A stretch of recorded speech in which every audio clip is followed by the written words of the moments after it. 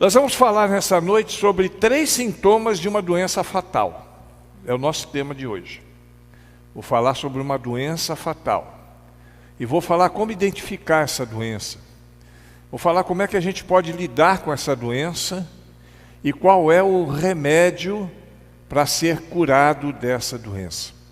E eu quero convidá-lo então para abrir a sua Bíblia em Efésios capítulo 2. Os versículos que nós leremos é o trecho dos versículos 1 ao versículo 10. Efésios capítulo 2, versículos 1 ao 10.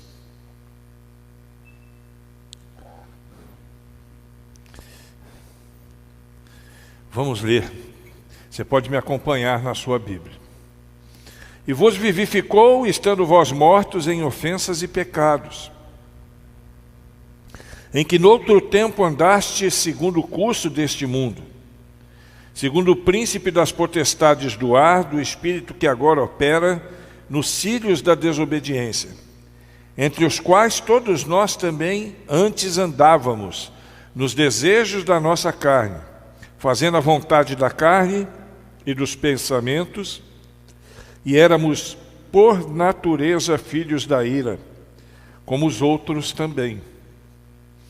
Mas Deus, que é riquíssimo em misericórdia, pelo seu muito amor com que nos amou, estando nós ainda mortos em nossas ofensas, nos vivificou, juntamente com Cristo. Pela graça sois salvos. E nos ressuscitou juntamente com Ele, e nos fez assentar nos lugares celestiais em Cristo Jesus, para mostrar nos séculos vindouros as abundantes riquezas da sua graça, pela sua benignidade para conosco em Cristo Jesus. Porque pela graça sois salvos por meio da fé, e isso não vem de vocês, é dom de Deus, não das obras para que ninguém se glorie, porque somos feitura sua, criados em Cristo Jesus, para as boas obras, as quais Deus preparou para que andássemos nela. Palavra de Deus que exorta e que edifica e que nos ensina a vontade de Deus, e o povo de Deus diz, amém. A humanidade ela já passou por muitas e graves doenças. É claro que se nós fôssemos enumerar todas elas, nós não teríamos tempo numa noite de dar conta de todas as doenças pelas quais nós já passamos. Mas eu separei algumas aqui só para a gente ter uma ideia. A varíola, por exemplo, a varíola é uma doença terrível. E surtos de varíola, elas vieram à tona na história da humanidade nos últimos 10.000 anos. Varíola não é coisa nova, não. Nos últimos 10.000 anos, em alguns momentos, elas se tornaram presentes na história da humanidade. Milhões de pessoas já perderam a vida por causa dela. Hoje, graças a Deus, nós temos pelo menos a informação de que ela foi erradicada, né? Na realidade, existem ainda algumas poucas amostras que são guardadas em laboratório para alguma eventualidade do tipo de algum exército, algum maluco aí tentar fazer uma arma química com ela. Então existem as amostras ali preparadas para poder fazer anticorpos. Mas a varíola ela foi devastadora na história da humanidade. O sarampo, outra doença terrível. Um médico árabe foi quem descobriu no século IX o sarampo, né? Que ele descobriu, ele conseguiu perceber o sarampo pela primeira vez. E antes da vacinação intensiva contra a doença, na década de 80, a taxa de óbitos no mundo chegava a 2.600.000 pessoas por ano. O sarampo matava muita gente no ano, no mundo todo. Em 2011, o índice se encontrava em 150.000 mortes. É muita morte? É muita morte. Mas considerando o mundo todo, perto de 2,5 milhões, é um número razoável, né? De uma doença que já não é pandêmica, mas que está presente em muitas partes do mundo. A malária é outra. E nós que vamos lá para a região amazônica, com certeza antes de ir eu vou fazer questão que todos se vacinem contra a malária, né? Porque a malária ela é transmitida por mosquitos e ela atinge de 300 a 500 milhões de pessoas todos os anos. A malária ainda é uma doença ativa. 300 a 500 milhões de pessoas todos os anos são diagnosticados com este mal, que mata muita gente também, né? A malária, além dos efeitos ruins para aqueles que ficam vivos, muitos são os que morrem. A tuberculose continua a provar que é uma verdadeira matadora, né? Uma grande matadora. Em 2012, ela tirou 1.300.000 vidas, enquanto mais de 8.500.000 pessoas foram notificadas no mundo. Ainda existe tuberculose muito forte e é uma doença ruim, uma doença que mata. A AIDS foi identificada ali na década de 80, muito embora ela já existisse, e no primeiro momento, durante o período em que não existia ainda aquela medicação antirretroviral, ela matou muitas pessoas. As pessoas contraíam a AIDS e já sabiam que iam morrer. Eu lembro bem dessa época porque eu trabalhava numa situação em que eu cuidava de pacientes terminais. E a maioria deles eram soropositivos. Eles chegavam para morrer naquela enfermaria que eu trabalhava. E eu vi muita gente morrer. E apesar das campanhas, agora já com medicação, ainda são 35 milhões o número de infectados pela AIDS no mundo, e 1,5 milhão de pessoas ainda morrem anualmente por este problema, devido às condições associadas à síndrome da imunodeficiência adquirida, né, que é a SIDA, né, a AIDS, que faz com que a pessoa não consiga resistir, ela tem dificuldade com os seus anticorpos. O tifo, né, a febre de tifo, você já deve ter ouvido falar nisso, ela matou 3 milhões de pessoas somente no Brasil, em um curto período de tempo, lá no comecinho do século XX, 1900 e alguma coisinha, foram muitas pessoas mortas. E de acordo com a Organização Mundial de Saúde, ela ainda mata 200.000 pessoas por ano. Uma doença ruim, já conhecida, com toda a proteção estabelecida, mas continua matando.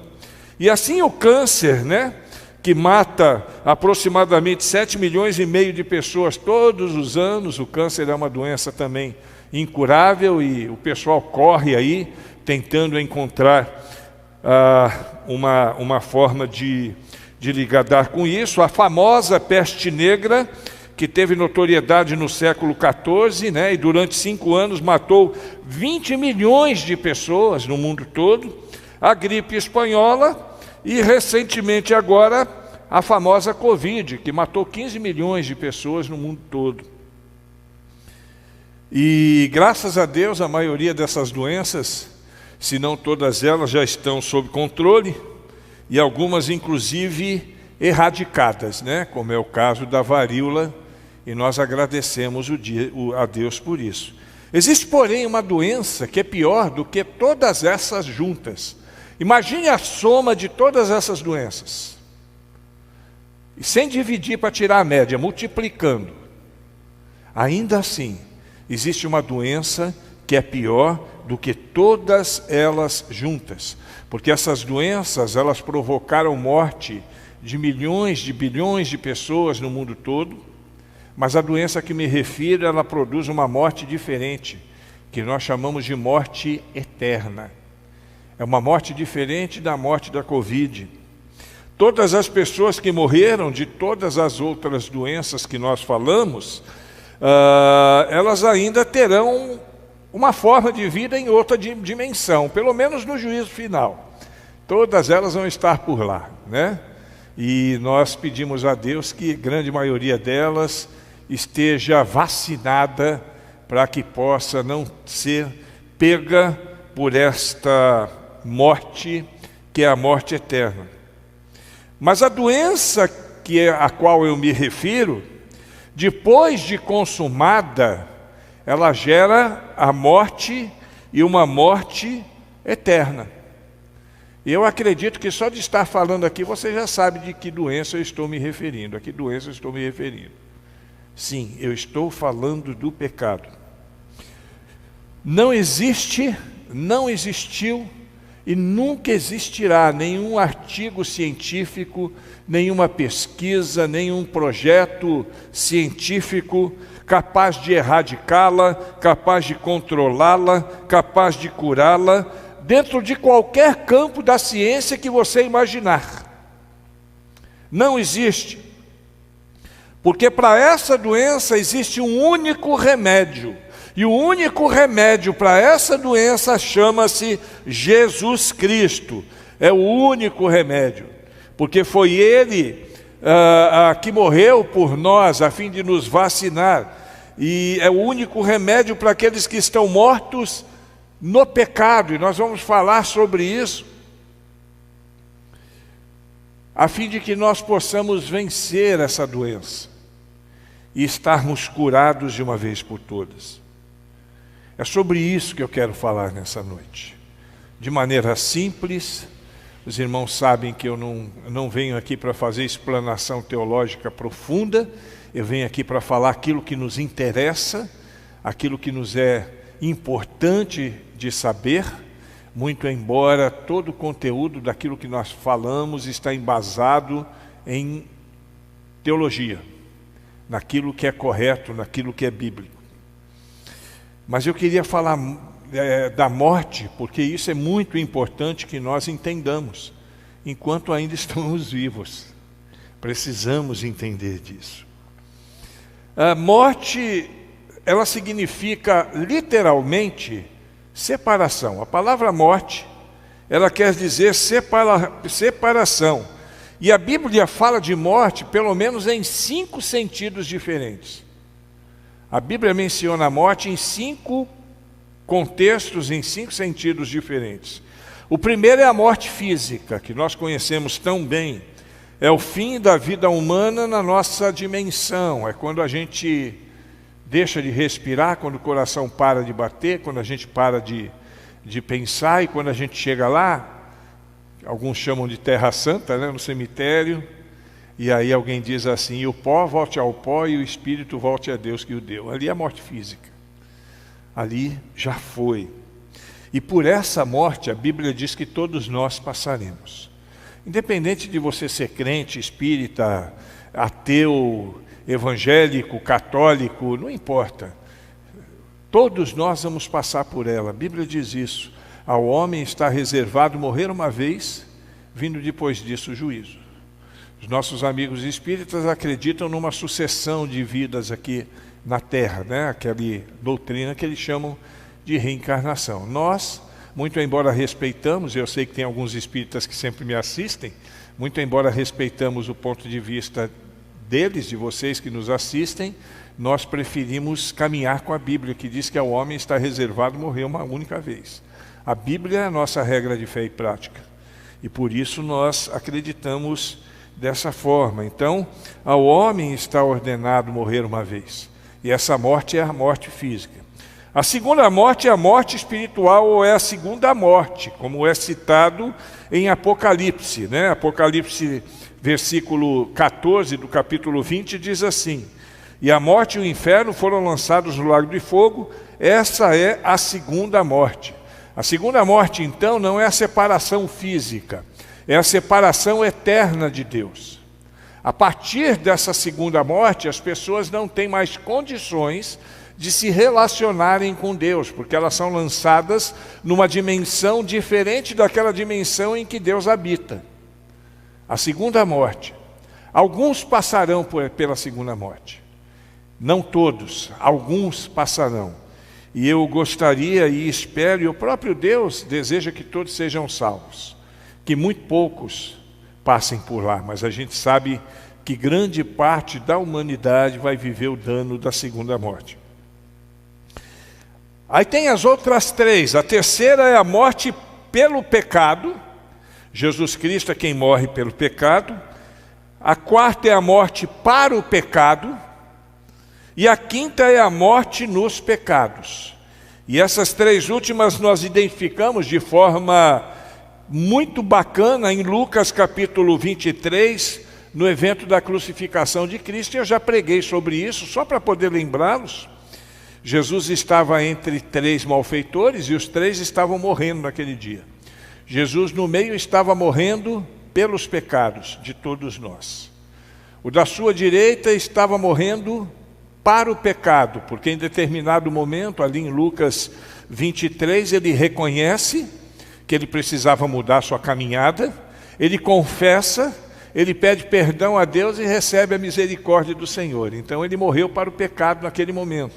Muito embora fosse o último momento, vamos dizer assim, os últimos suspiros. E o outro ladrão, o da esquerda, ele morreu no pecado. O que significa isso? Essa é a morte daquele que, mesmo sabendo e percebendo tudo aquilo que Deus oferece, prefere morrer naquela condição. Eu não sei se você já conheceu alguém assim, mas eu, como pastor, já conheci muitas pessoas nessa condição. Eu já conheci pessoas, por exemplo, que diziam assim: pastor, quando eu morrer eu quero ir para o inferno, eu não quero ir para o céu. E eu perguntava: mas como assim? O que você quer fazer no inferno? Olha, se eu for para o inferno vai ter rock, vai ter cachaça, vai ter balada, vai ter mulher, vai ter um monte de coisa, né? E só que quando ele fala mulher, não é o sexo feminino, não. Ele está falando a questão sexual, né? Para que ninguém depois interprete que eu estou dando uma de machista aqui, não é nada disso, não. Né? E se eu for para o céu, não. Se eu for para o céu vai ter santo, vai ter Deus, vai ter Jesus Cristo, vai ter... Eu prefiro estar no inferno, que eu vou curtir, vou ficar muito doido, cheirar todas, fumar todas, beber todas. Tem gente que pensa assim, vai morrer no pecado. Tem gente que nas últimas horas de vida ele vai morrer e vai morrer no pecado. Eu me lembro de 2 casos que eu vi na penitenciária em Salvador, e vou contar os 2 para você entender a diferença. Eram 2 pessoas que foram condenadas à morte pelos presos. E foi em momento distinto, não foi no mesmo momento. E naquela época, na penitenciária, não tinha segurança, não tinha assim, deu a hora da tranca, todo mundo é trancado. Eles trancavam o portão de fora e os presos que se viravam lá dentro. Então essa era a hora dos acertos, era a hora do vamos que vamos, era a hora da tentativa de fuga, era a hora do comércio ilegal e de tudo. Em um dos casos, eu me lembro bem deste menino, o Valnei, aqui de Ilhéus ele, inclusive. E o Valnei ia morrer naquela noite, todo mundo sabia. E ele estava numa cela, e ele ficou naquela cela e ninguém se aproximava da cela. Por quê? Porque qualquer um que se aproximasse, os presos que iam matá-lo, que era o crime organizado, poderia interpretar que ele era uma pessoa ruim. E era junto com o Valnei que ia morrer também. Mas eu naquele dia, tocado por Deus, no meio do dia, eu me lembro que eu falei: não, eu vou falar de Jesus para esse camarada. E eu saí para pregar para ele. Eu me lembro desse dia como se fosse hoje. Eu atravessei o pátio, a penitenciária em Salvador era redonda, então de qualquer lugar da penitenciária você tinha uma visão geral de tudo lá, né? E eu atravessando o pátio andando, você não ouvia um pio na prisão. Todo mundo quieto, vendo o que ia acontecer. E eu fui, caminhei até a cela daquele moço. E cheguei na grade daquele moço, preguei o evangelho para ele, e eu fui direto. Eu falei para ele: você sabe que você pode morrer hoje, né? Ele falou: eu sei que eu vou morrer hoje. E o que você vai fazer da sua vida depois da morte? E aí preguei o evangelho e ele aceitou Jesus. Voltei para a minha cela. Naquela noite o Valnei morreu. Naquela noite ele morreu. Mas ele, antes de morrer fisicamente, eu acredito que ele morreu para o pecado. Eu sou testemunha disso diante de Deus. E o outro foi outra pessoa numa condição parecida com essa. Eu não me lembro o nome do camarada, mas era um camarada muito ruim. Pense num cara ruim. Só que chegou o dia dele também, que nesses movimentos sempre tem o dia do cara. E a minha movimentação foi a mesma. Eu sabia que ia ser naquela noite, e eu fui até a cela dele e fiz a mesma coisa. Preguei o evangelho para ele. Ele falou, não, eu vou morrer como cara homem. E ele preferiu morrer no pecado. Morreu naquela noite. Então essa é a diferença de morrer para o pecado e morrer no pecado. Alguns não vão querer, irmãos. Por que Deus não resolve essa questão de uma vez por todas? Pela justiça de Deus. Deus não obriga ninguém a ser crente, não. Sabe por que você está aqui hoje? Porque você quis vir. Ninguém te obrigou a vir, não. Ah, pastor, mas eu sou criança, minha mãe me obriga, meu pai me obriga. Não, isso aí não dá certo, porque ele pode obrigar agora. Depois você crescer, você vai falar, agora não quero mais ir. E aí? Ninguém é obrigado. Mas a gente precisa entender que nós precisamos morrer para o pecado, a fim de que não tenhamos o dano da segunda morte. Deu para entender isso? Muito bem. Todas as pessoas precisam tomar este medicamento, porque todos nós somos pecadores. Isso é bom saber também. Essa doença, ela não pegou alguns, não. Se eu perguntar aqui, quantos pegaram coronavírus? Alguns vão levantar a mão e outros não.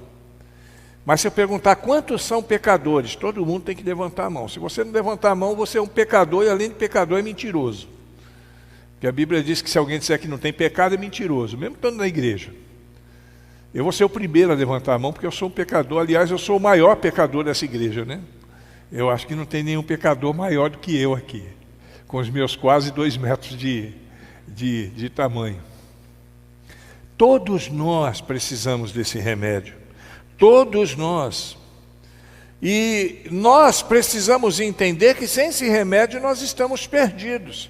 E às vezes a gente pergunta, pastor, como é que eu sei e eu posso ter certeza que eu preciso desse remédio? Aí então é o tema da nossa mensagem, pelos sintomas. Nesse texto que nós lemos agora, existem 3 sintomas de que nós somos doentes e que precisamos do remédio que é Jesus Cristo.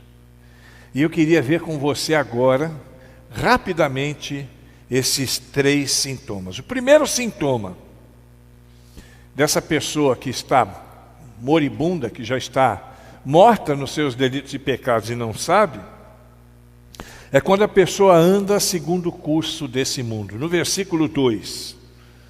No versículo 2 lá a gente lê, ó, noutro tempo andaste segundo o curso deste mundo. O que é andar segundo o curso deste mundo? Talvez você já tenha ouvido falar nisso. E é óbvio que o homem, ele não precisa, por natureza, de nada para ajudar ele a pecar, né? Porque o homem já é pecador por natureza. O homem é mentiroso por natureza. O homem é influenciado pelos seus próprios interesses por natureza. Ele, se pudesse, ele faria tudo sozinho. Ele tem a sua sensualidade aflorada por natureza. Ele é imoral por natureza. O homem é egoísta por natureza. O homem odeia, tem inveja, preconceito, vingança, homicídio, corrupção, guerra, mentira e vícios.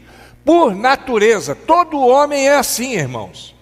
Por natureza. Você vai dizer, não, pastor, longe de mim, eu não sou assim. Você pode até não colocar isso para fora. Mas só você e Deus sabe como é o seu coração, ou como foi o seu coração antes de ser medicado. A gente não precisa de nada para empurrar a gente para o pecado, mas a influência maligna da sociedade, e quando a gente fala no curso deste mundo, nós estamos falando exatamente nisso. A influência maligna dessa nossa sociedade nos empurra para essas coisas, os modismos, os sistemas, as ciladas, os conceitos, os diferentes conceitos estabelecidos por pessoas. Quer ver uma coisa? Nós estamos nos aproximando de um momento que vai ser terrível para a igreja, que é o momento político. Muito crente vai cair em cilada. Eu não estou falando que cair em cilada é votar na esquerda, votar na direita, né? O voto é livre, cada um vota em quem quiser, faça as suas avaliações. Mas quando o crente se associa à política, e ele começa a viver dentro daquele conceito de política. Porque não se engane, irmãos, a política é podre. Tem pessoas que são íntegras na política? Claro que tem, muitas. Tem pessoas que estão de fato interessadas no bem-estar da sociedade? Tem muitas. Mas via de regra, é só você olhar para o nosso quadro político. 2018, o vice de um dos candidatos aí só faltou falar que o cara era o capeta. Hoje está gritando o nome dele pelos 4 cantos do nosso Brasil. Isso é política. Isso é a podridão da política. Eu estou falando de um lado, mas do outro lado tem também. Não pense, não se engane não. Ah, pastor, o mal está todo na esquerda. Não se engane não, na direita também tem. E aí o crente acaba abraçando essa causa. Coisa ruim é quando o crente abraça uma causa política. Ele não sabe, mas ele está fechando com uma ideologia que vai trazer problemas para a vida dele o resto da vida. Isso é pecado. Você tem a liberdade e precisa exercer o direito de votar num candidato, mas em nome de Jesus, irmãos, eu te peço, não seja militante nem de A nem de B, não faça isso. Não faça isso, não seja militante não. O curso do mundo político é podre. O curso do mundo do modismo é podre. As pessoas ligam a televisão, irmã Glória, e vê as coisas da televisão e querem repetir aqui fora. Na minha época era o corte de cabelo, o tipo de calça que usava, né? O tipo de camisa que usava. Se alguém aparecia com gorro na cabeça, no dia seguinte os jovens estavam tudo de gorro na cabeça. Se alguém fazia um corte aqui, ó,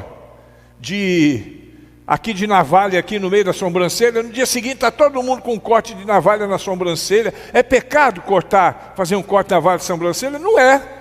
Mas seguir o modismo do mundo não vai te levar em lugar nenhum. Tipo de roupa, tipo de festa. Estou vendo a cidade alvoroçada aí por causa de festa. Ô irmão, isso vai trazer mais prejuízo do que alegria, pode ter certeza disso. E graças a Deus que essa cidade não é igual aos grandes centros. Porque depois que passa um período de carnaval nos grandes centros, só Deus sabe o estrago que ele deixa para trás. Modismo. Então nós precisamos fugir disso, do curso deste mundo. Pastor, como é que eu faço então? Eu vou viver no mundo como alienígena? Não. Você vai viver no mundo como crente em Jesus Cristo. E o crente em Jesus Cristo, ele tem compromisso maior com quem é o seu compromisso? Qual é o seu compromisso maior? É com Deus. Eu não tenho que ser alienígena, eu não sou alienígena. Eu me dou bem com todo mundo. Esses dias eu recebi um amigo meu que me mandou eu até mandei no grupo da igreja, não sei se você viu, uma entrevista de um jogador de basquete profissional, que eu ganhei ele para Jesus. E aí ele, na entrevista, perguntaram, como é que você conheceu Jesus? Aí ele falou, conheci Jesus na porta de um boteco com o pastor Celso Godoy. Pastor, o que você estava fazendo na porta de boteco? Pregando o Evangelho de Cristo. E ali está a prova. O menino hoje é um obreiro de uma igreja, lá em Vitória. Mas eu não vou para a porta do boteco encher a cara, eu não vou seguir o curso desse mundo. Você entendeu, irmão? Você não tem que ser alienígena, porque todas as coisas nos são lícitas, não é isso que diz a Bíblia? Mas ela diz mais uma coisa, que nem tudo convém. Quem é que vai fazer essa avaliação, Ed, do que convém e o que não convém? Somos nós. Com base no quê? A palavra de Deus. Não siga o curso deste mundo. Não siga o curso deste mundo, em nome de Jesus. Segundo conceito, ainda no versículo 2. Vou ler de novo o versículo 2. E no outro tempo andar segundo o curso desse mundo, segundo o príncipe das potestades do ar e do espírito que agora opera nos filhos da desobediência. Então você não pode andar segundo o curso desse mundo, mas você também precisa se esquivar do príncipe deste mundo, que em Coríntios é chamado de Deus deste século. Vocês sabem de quem eu estou falando? Quem é esse cara? É o diabo. O diabo existe? Existe. E não precisa do diabo para empurrar a gente para o pecado, não. Eu vou repetir a mesma coisa que eu falei lá atrás. Nós já nascemos com uma natureza carregada de corrupção, de mentira, de vício, de lascívia, de sentimento de vingança. Nós já nascemos com tudo isso. Mas é claro que uma empurradinha do príncipe das trevas vai piorar muito a nossa situação. E nós percebemos pessoas que estão mortas em seus delitos e pecados, quando elas andam segundo as orientações do príncipe das trevas, de Satanás. E quero dizer uma coisa para você, irmão. Presta bem atenção no que eu vou falar para você. O diabo, ele não desiste de você. Nunca. Enquanto você estiver vivo, ele não desiste de você. Ele não vai desistir. Ah, pastor, mas a Bíblia diz que o diabo não me toca. Ele não toca mesmo, não. Mas ele vai te fazer sugestões o tempo todo. Aí você está num lugar bem longe, sozinho, e de repente aparece uma pessoa do sexo oposto, muito bonita, e começa a se insinuar. E aí às vezes a pessoa olha para dentro de si, fala, eita, tem ninguém por perto. Aí aflora aquele sentimento que já é da natureza, com o empurrãozinho de diabo que colocou aquela meretriz na frente do cidadão. E aí você lê lá em Provérbios, né? Ele vai igual um boi indo para o matadouro.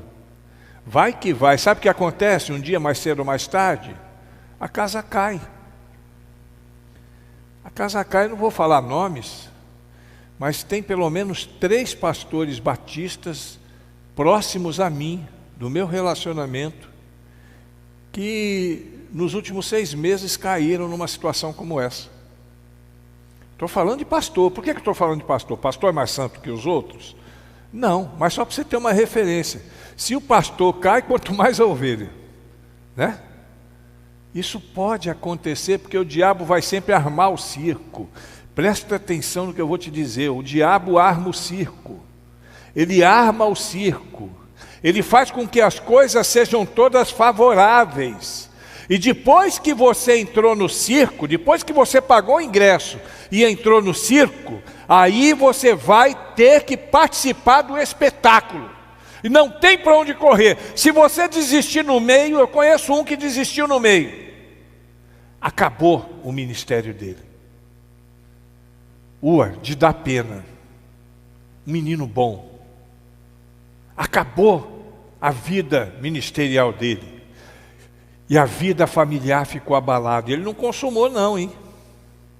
Mas ele entrou no circo. Conhece aquela história, quem entra na chuva é para se molhar? A imoralidade já estava dentro dele, da natureza humana. A promiscuidade já estava dentro dele. Sexualidade aflorada dentro dele. Aí veio o diabo, só fez assim, peraí que eu tenho um presentinho para você. Aí a menina vem, foi. Perdeu o playboy. Cuidado, irmãos. De repente você fala assim, pastor, nessa área eu nunca vou cair. Tomara que não, mas existem outras áreas. A área financeira é a mesma coisa. Às vezes o camarada é o responsável pelos cálculos contábeis da sua empresa. E um dia ele descobre uma brecha na qual ele pode tirar um dinheirinho para ele, sem fazer falta no caixa. Ele vai lá e começa. Tira um pouquinho hoje, outro pouquinho amanhã. Aí um dia o diabo dá uma ajudinha. Espera aí que eu vou botar uma grana a mais aí que não foi contabilizada. Aí vem um dinheiro que não foi contabilizado. Ele olha para um lado, olha para o outro. Ninguém está vendo, eu estou precisando de dinheiro. Foi Deus que mandou. Pior que muitos desses ainda dizem que foi Deus que mandou. Irmão, em nome de Jesus Cristo, não faça isso. E assim em outras áreas também. Eu estou falando essas duas áreas. Em outras áreas também. Você quer ver outra área que é terrível? A área da dependência química. Aí a gente luta para poder manter os irmãos longe do álcool, longe das drogas. Aí o camarada vai um dia e toma um cálice de vinho. É pecado tomar um cálice de vinho? Não, não é pecado tomar um cálice de vinho. Porque o pecado na bebida não é beber, é se embriagar. Mas é pelo cálice de vinho que vai chegar o pior. O cara toma um cálice de vinho, ele gosta, porque é gostoso mesmo. Aí o diabo providencia 1 litro de vinho daquele chileno de primeira, bota na frente dele, e ele vai no mercado, ele está lá no atacadão, olha para um lado, olha para o outro, não tem ninguém de Medeiros, deixa eu pegar uns 3 litrinhos desse aqui e levar para casa. Aí toma uma, toma duas, toma 3, daqui a pouquinho o cerco fecha. Vocês fazem ideia de quantos pastores eu já atendi, alcoolistas e dependentes químicos de maconha e de cocaína? Estou falando de novo em pastores. E se eu estou falando em pastores, imagina daqueles que não o são. Quantos? Porque o diabo está sempre ali para dar um empurrãozinho. Se a pessoa não vigiar, ela vai se dar mal. Atos 5, versículo 13, a gente vê o caso de Ananias, né? E Safira. Era tudo deles. Mas eles foram tentados, se deixar levar, o diabo... que é isso, cara? Não dá isso tudo não, hein? Dá uma partezinha, isso acontece muito na igreja. Às vezes o cara ganha um salário mínimo, e normalmente a gente sempre vê aquelas pessoas que são mais simples, são mais íntegras nisso, né? Ela ganha um salário mínimo, vai lá e entrega 10%. Mas aí ela começa a crescer financeiramente. Daqui a pouquinho está ganhando 20, 30 mil reais por mês. Não tem coragem de dizimar. Isso é pecado, irmãos. Ué, pastor, mas dízimo... Não é por causa do dízimo, é por causa da incoerência. Se você é fiel no pouco, você tem que ser fiel no muito também. Aí a pessoa se sente assim. Aí ele recebeu uma herança. Aí o diabo chega, toca nas costas. Ei, você não precisa dar nada dessa herança não, filho. Que é isso? Ninguém vai nem saber, é só não falar para ninguém. Aí leva ele a 2 pecados de uma vez só. O pecado da mentira e o pecado da negligência. Você entende isso, irmãos? Nós precisamos abrir os olhos para isso. E o terceiro e último sintoma está no versículo 3. Aqueles que andam segundo os desejos da carne. Primeiro, então, curso desse mundo. Segundo, o diabo. Terceiro, os desejos da carne. Deixa eu dizer um negócio para você. Você sabe qual é o nosso maior inimigo nessa questão do pecado? Quem é? É o diabo? Somos nós mesmos. Porque nós já nascemos com essa natureza. Nós já nascemos com essa natureza, mortos em nossos delitos e pecados. Todos nós somos natimortos. Sabe o que é natimorto? Natimorto é alguém que nasceu morto, né? Aí tem aquela discussão, mas criança perde a salvação. Não é disso que eu estou falando. Eu estou falando que em pecado nós fomos concebidos. Nós já nascemos em pecado. Nós já nascemos com toda essa carga, e eu preciso submeter essa carga a Jesus Cristo. Eu preciso me vacinar, eu preciso me afastar, porque eu estou morto em meus delitos e pecados, e eu preciso correr disso. Eu preciso entender que a minha carne é inimiga do meu espírito, e ponto final. Não adianta, irmãos. É inimigo mesmo. A carne é inimiga do espírito. A luta que Paulo falava é uma luta que todos nós sentimos. Vai dizer o que para mim? Que você é 100% espiritual? Vou te chamar de mentiroso. Porque não é mesmo. Nem você, nem eu, nem ninguém que você conheça na face da terra. Porque a nossa natureza é carnal. E vai continuar sendo carnal até o dia que nós nos encontrarmos com Cristo. Aí sim, no dia que eu me encontrar com Cristo, do outro lado da fronteira, eu posso dizer: hoje eu vivo integralmente para a glória de Deus. Você crê nisso? Diga amém. Creia nisso, irmãos. É a verdade. Nosso maior inimigo é a nossa carne que nos faz desejar as coisas que eu não quero. Tiago 1,14, cada um é tentado quando atraído e engodado pela sua própria concupiscência. Não é a concupiscência dos outros, não. É a minha própria que me engana. A minha própria é que me engana. O meu coração é enganoso. A minha mente me leva a pensar o mal. Ao ponto de algumas pessoas acharem que não são crentes. Enquanto tem muita gente que acha que é crente 100%, tem gente que acha que não é crente. Está errado do mesmo jeito. Ah, pastor, eu acho que eu não sou crente, não. Eu estou na igreja há 20 anos, eu continuo do mesmo jeito. Eu continuo do mesmo jeito. Essa área da minha vida é uma área complexa, complicada. Submeta a sua vida ao Senhor, deixa Deus atuar, deixa Deus operar. É difícil, irmãos. Ninguém disse que ia ser fácil, não. Negue-se a si mesmo a cada dia, carregue a sua cruz. Não é fácil, não.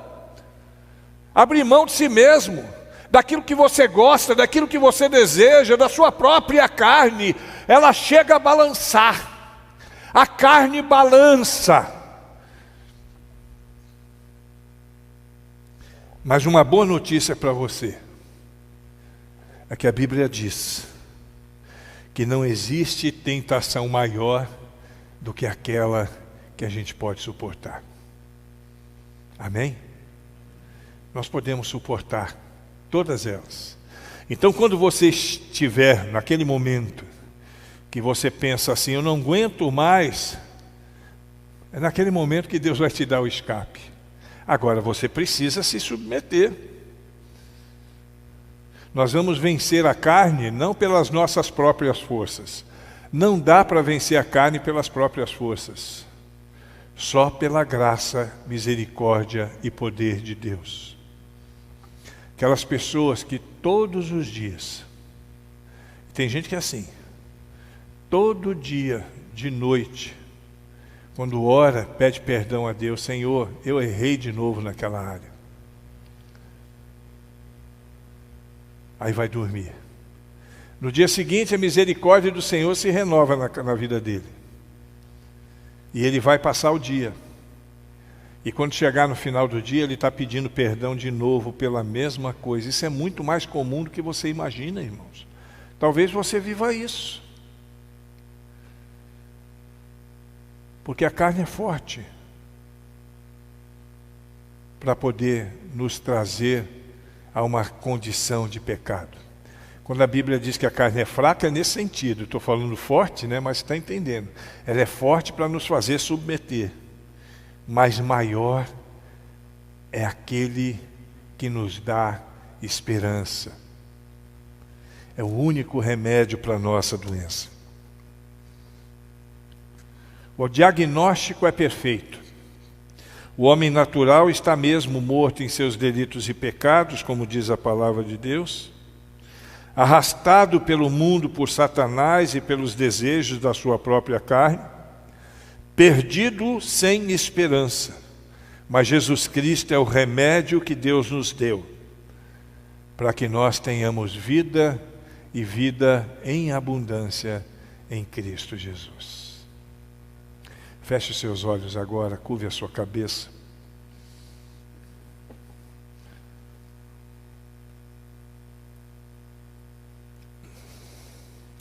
É difícil lidar com essas questões,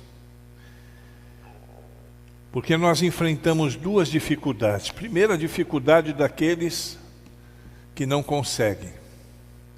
Segundo, a dificuldade daqueles que acham que já conseguiram. As duas são difíceis. Porque o homem por si só não vai conseguir. Não por obras para que ninguém se glorie, diz a palavra de Deus. Só pela graça e misericórdia de Deus. Eu quero sugerir a você que no nome de Jesus, conforme aquilo que nós falamos, se em alguma situação que eu falei você identifica alguma dificuldade sua, submeta a Deus, pode falar com Deus. Quando a gente vai tomar a vacina para a Covid, a gente vai lá, abaixa a camisa e dá o braço para a enfermeira, dá o seu coração para Jesus Cristo te vacinar. Deixa Ele mudar. Submeta-se, mesmo que você já, pastor, eu já sou crente, pastor, isso não se aplica para mim, não se aplica assim, porque o crente peca também. Diga para Deus, Senhor, me ajude, para que eu possa lidar com essas questões. E Deus vai encher a sua vida de paz. E vai te livrar da segunda morte, porque aqueles que têm o nome escrito no livro da vida, não perecerão a segunda morte.